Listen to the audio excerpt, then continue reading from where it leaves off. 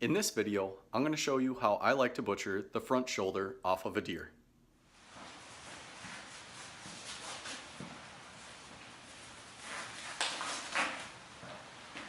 Alright, I like to start off by, I like using rubber gloves for a couple of reasons. One, I think you keep your meat a little bit cleaner.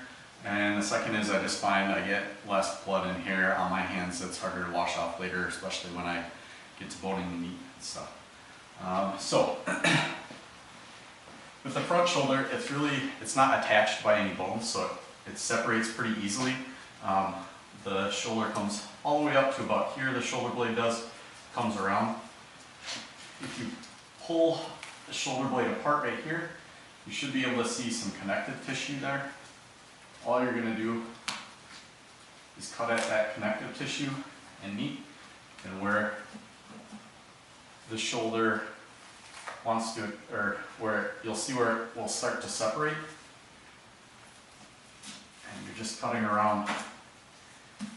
As you can see, it's just connective tissue, it just pulls apart, so you're just going to want to cut all that,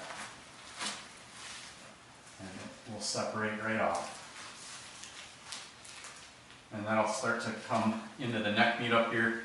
You can either continue up the neck and take the neck meat off with it, which I might do a little bit here, and that's all just going to be hamburger.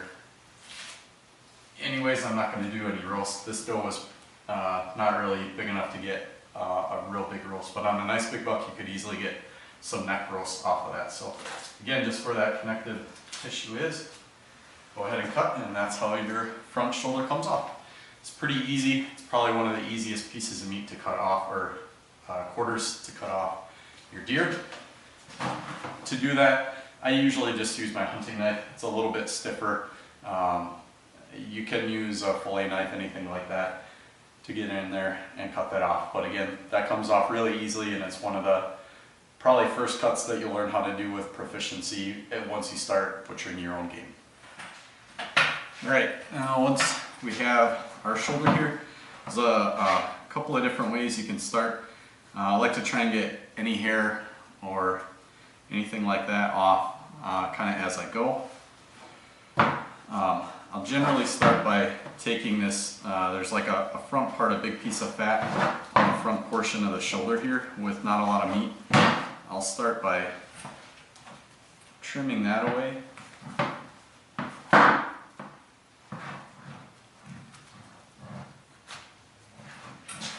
And you'll be able to see kind of where this next muscle group actually on the shoulder blade itself attaches. So I just kind of come along that separation and separate that part of the shoulder, flip it over to the back to this muscle holding on here, and take that off all in one big piece. Again, with any fat there.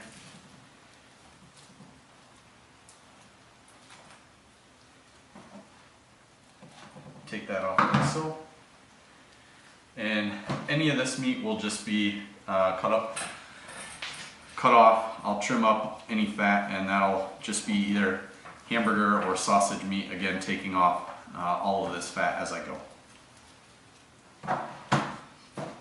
From there's a couple of different things you can do.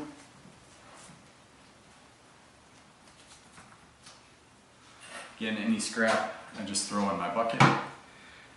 From here, there's lots of things you can do. You can just take the whole front shoulder and turn it all into hamburger or sausage, or you can get some really good roasts off of this. That's what that saw I had. I'll show you how I do that and make a few cuts. And I find that's an easy way to take care of the front shoulder if I am in a hurry to get done butchering, or if I just want to have some roasts or some different things to do with the front shoulder. It's a really easy way to break the front shoulder down because there's a lot of different muscle groups in here. An easy way to break the front shoulder down pretty quickly and get some really good cuts of meat off of it. With the forend, this I've started turning into ossobuco, or using for ossobuco. I'll kind of cut with the saw and make some medallions right here. This one I might get 1 or 2 off of. Do that for each leg, or keep them with each deer, and then when I have 4, 6, 8 of those, then I'll go ahead and I can make that ossobuco dish. So I'll show you those cuts here in just a second. Okay, so you can see I trimmed up some of the fat off of there and off the back. Not too worried about the silver skin at this point. When you cook the roast, most of that's going to fall apart. So I'm not worried about that silver skin right now. I'm just trying to get a lot of the fat off. Now, all I'm going to do is kind of score where I want my roast to be. I'm going to make, and the shoulder blade here, you'll feel there, this part right here is the top of the shoulder blade. There's a big flat bone right here with a ridge running right down the center, and you can feel that with your finger. All I'm going to do is score with my knife a line where I want to cut, probably here just to start, and I'm going to take the top of this off and then just cut into sections here for the rest of my roast. Start there, just kind of score a little line with the tip of my knife on that side, and then there's not a whole lot of meat on this top of the back, so I'm not as worried about that part. Just going to start over the edge so I don't cut my table too bad.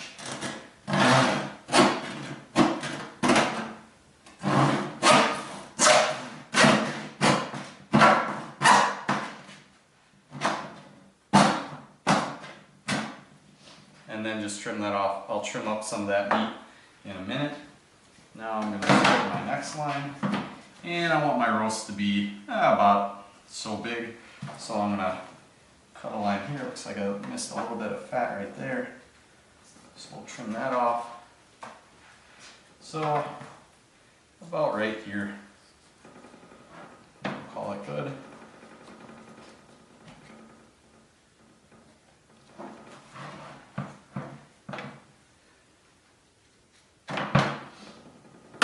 So we got that line cut. Now, trying to be a little bit careful.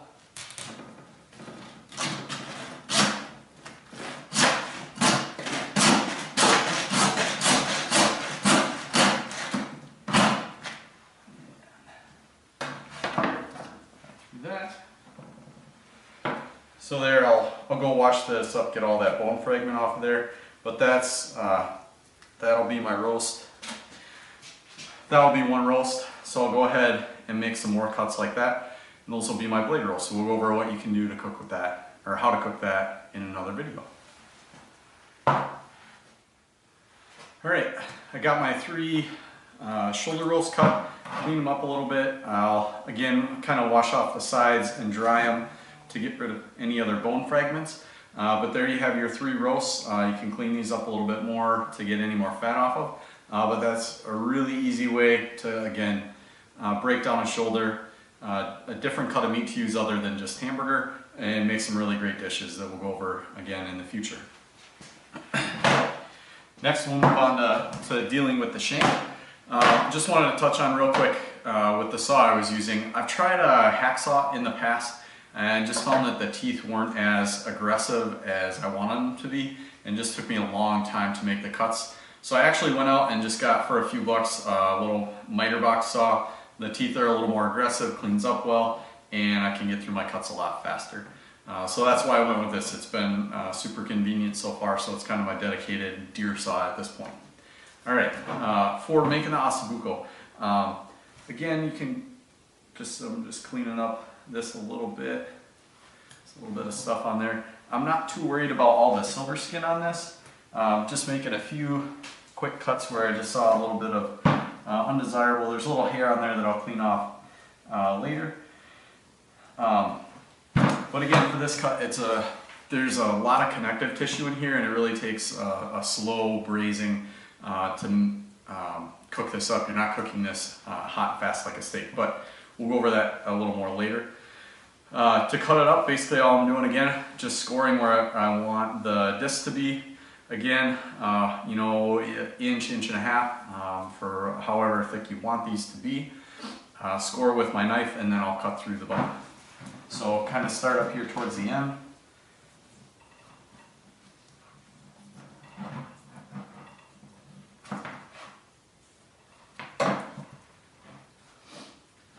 And this end, there's not much there, so I'm not too worried if this ends up falling on the floor.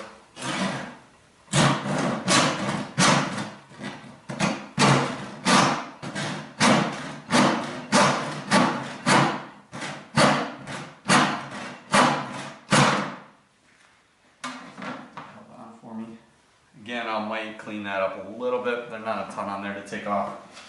Now, I'll just trim up some of this that was hanging off.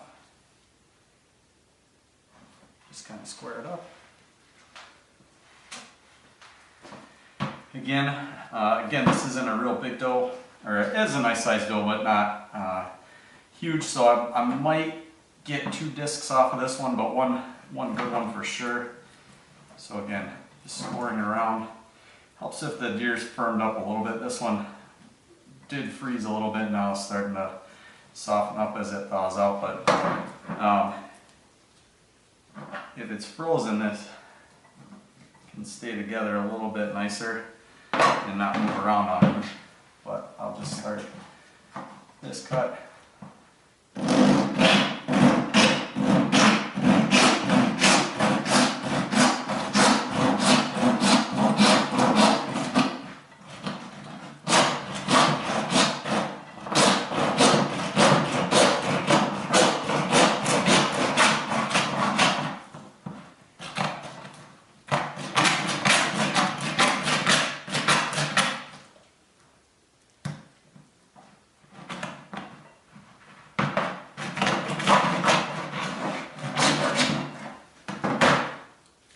Cut my table too much. There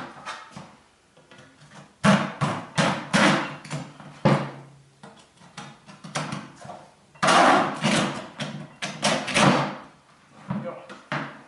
So there's our one disc. You can see about how wide it is and what it looks like on that side. Again, I'll clean that up and get all the little bone fragments off, and then when I cook it, I'll probably put a little cooking string around it to hold it together again. But there's just another way to use that piece of meat. So I'll go ahead and do one more cut, and that'll be the end of the shank and the first shoulder.